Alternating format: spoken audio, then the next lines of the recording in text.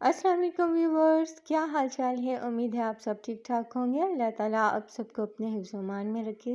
मेरी जानिब से आप सबको, पाकिस्तानियों को और तमाम मुसलमानों को बहुत बहुत ईद मुबारक।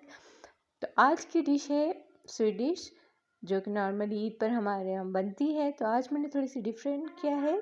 अगर आप मेरे चैनल पर नए हैं तो प्लीज़ मेरे चैनल को सब्सक्राइब कीजिए, लाइक कीजिए एंड बेल आइकन को ज़रूर प्रेस कीजिए। यहाँ पर मैंने एक बाउल ले लिया था, उसमें मैंने 1 किलो के करीब दूध डाल दिया था। इसमें मैंने थोड़ा सा पानी भी ऐड कर दिया था। और ये मेरे पास चॉकलेट कस्टर्ड के 2 साशे थे, जो मैंने इसको मिक्स करके इसमें ऐड करना है। अगर आपके पास चॉकलेट कस्टर्ड नहीं है तो आप इसको घर पे भी बना सकते हैं।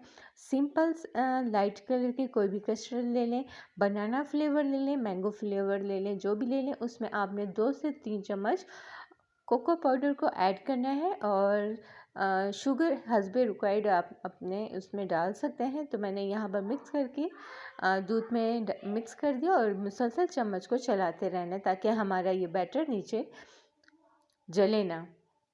तो अब हम थोड़ी थोड़ी देर बाद इसको चेक करें और कि हमारा ये बना है कि नहीं।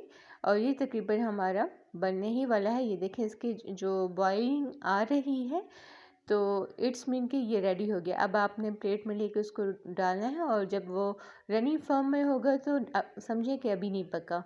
तो ये यहाँ पर मैंने फ्लेम को ऑफ़ कर देना है और इसको बाउल में निकाल देना है।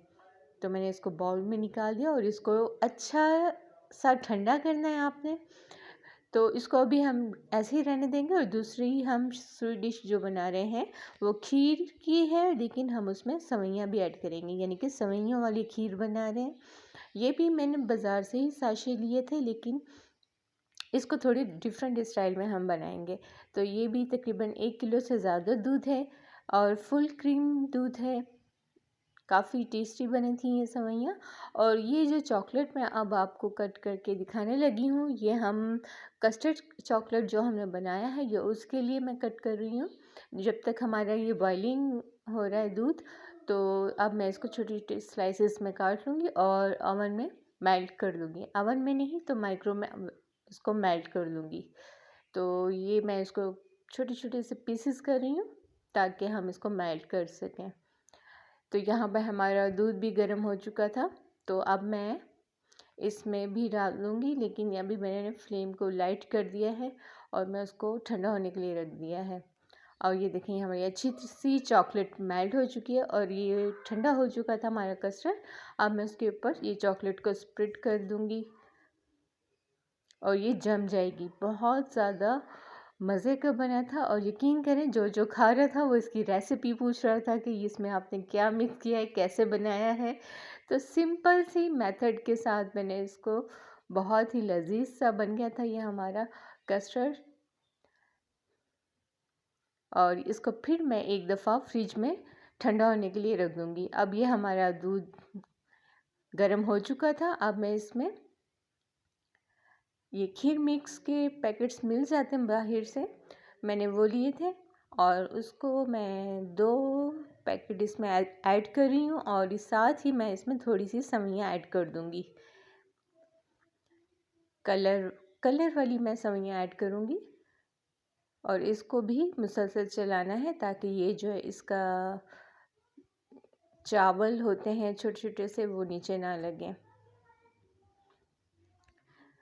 तो ये देखें, मैं थोड़ी सी सेवइयाँ, आप देख रहे हैं कि तकरीबन 3 से 4 टेबलस्पून के करीब मैंने कलर सेवइयाँ इसमें ऐड कर दी हैं और मुसलसल इसको चला रही हूँ। जब तक ये थोड़ी सी गाढ़ी ना हो जाए, मैं इसको चलाती रहूँगी। और ये देखें, यहाँ पे हमारा दूध का कलर जो है थोड़ा सा चेंज भी हो गया है। तो इसको हम पकाते रहेंगे। ये बिल्कुल ही डिफरेंट टेस्ट आया था इसका। तो यहाँ पर ये देखें, जब ये इस तरह से बॉइलिंग पर आना शुरू हो जाए, तो मैंने इसको फ्लेम को थोड़ा सा लाइट कर दिया था। और जब इसमें छोटे छोटे से बुलबुले टाइप के जो होते हैं ना, वो उठने लगे, तो इट्स मीन कि आपकी खीर तैयार हो गई है। अब ये देखें, ये बॉइलिंग पर है और ये थोड़ी देर बाद मैंने इसको निकाल लिया था बाउल में और कुछ नट्स के साथ इसको गार्निश कर लिया था। अब हमारा कस्टर्ड भी बिल्कुल ठंडा हो चुका था, तो उसको मैंने ये क्रीम के साथ डिज़ाइनिंग कर ली थी और उसके ऊपर ये मिल जाते हैं स्प्रिंकल्स चॉकलेट्स के, वो मैंने डाल दिए थे और ये बहुत ही मज़ेदार बनी थी। आई होप कि आपको ये मेरा पसंद आई होगी रेसिपी। अगर पसंद आई होगी तो लाइक कमेंट ज़रूर कर दीजिएगा। नेक्स्ट वीडियो तक के लिए इजाज़त दीजिए। अल्लाह हाफिज़।